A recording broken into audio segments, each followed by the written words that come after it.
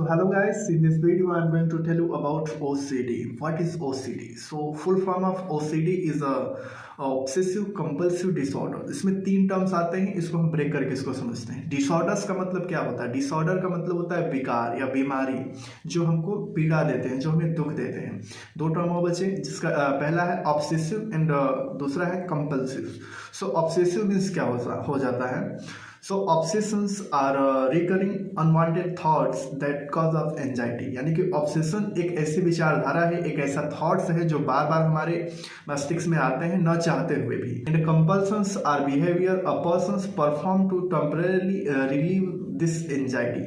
और जो कंपल्शंस होते हैं हमारे, उन विचारधाराओं से रिलीव पाने के लिए बार बार दोहराया जाने वाला एक बिहेवियर होता है, यानी रिपीटेडली बिहेवियर होता है। ओके, सो तीनों टर्म्स यहाँ पे हम लोगों ने ब्रेक करके समझा। डिसऑर्डर्स मीन्स एक तरीके से विकार होते हैं, obsessive means unwanted thoughts, and compulsions means होता है उस थॉट से रिलीव पाने के लिए जिस बिहेवियर को हम अपनाते हैं, ये रिपीटेटिव बिहेवियर होता है, यही कहलाता है कंपल्शंस।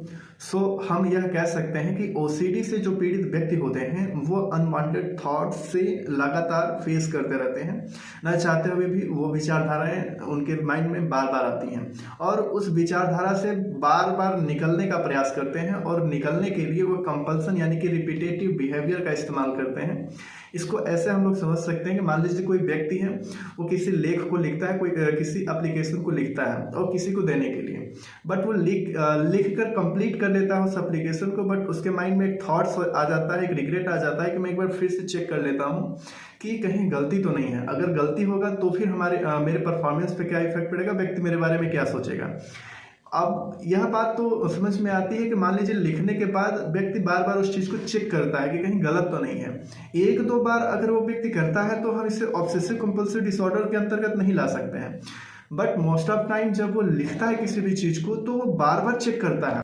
सो यहाँ पे ऑब्सेशन हो जाएगा उसका थॉट, यानी कि जो कि कहीं गलती ना हो जाए। अगर गलती हो जाएगा तो फिर मेरे परफॉर्मेंस के ऊपर एक तरीके से बुरा इफेक्ट पड़ेगा, यानी कि बैड इम्पैक्ट पड़ेगा। एंड यहाँ पे कंपल्शंस क्या हो जाएगा, उसका बिहेवियर, यानी कि जो उस चीज़ को बार बार रिपीट करता है, चेक करता है। ओके, सो यह अगर देखा जाए मोस्ट ऑफ टाइम जहां भी वो लिखता है, किसी भी व्यक्ति के सामने पेश करने से पहले 2 बार 4 बार उसको चेक करता है। ओके, सो यह जब ज़्यादातर समय के साथ इसकी ये चीज़ें मतलब कम नहीं होती हैं, तो एक तरीके से कहा जा सकता है एक ओसीडी का सिम्टम्स है, यानी कि एक ओसीडी का लक्षण, यानी कि व्यक्ति जो है ऑब्सेसिव कंपल्सिव डिसऑर्डर का से पीड़ित है। ये तो रहा पहला एग्जाम्पल। अगर हम इसको दूसरे एग्जाम्पल के साथ भी समझना चाहें तो इसको हम ऐसे समझ सकते हैं कि मान लीजिए कोई व्यक्ति है, वो बार बार हाथ धोता है। अब यहाँ पे बार बार हाथ धोने का मतलब यह है कि मान लीजिए वो किसी ऐसी चीज से टच कर लिया जिसमें हाथ में कोई डस्ट लग गया।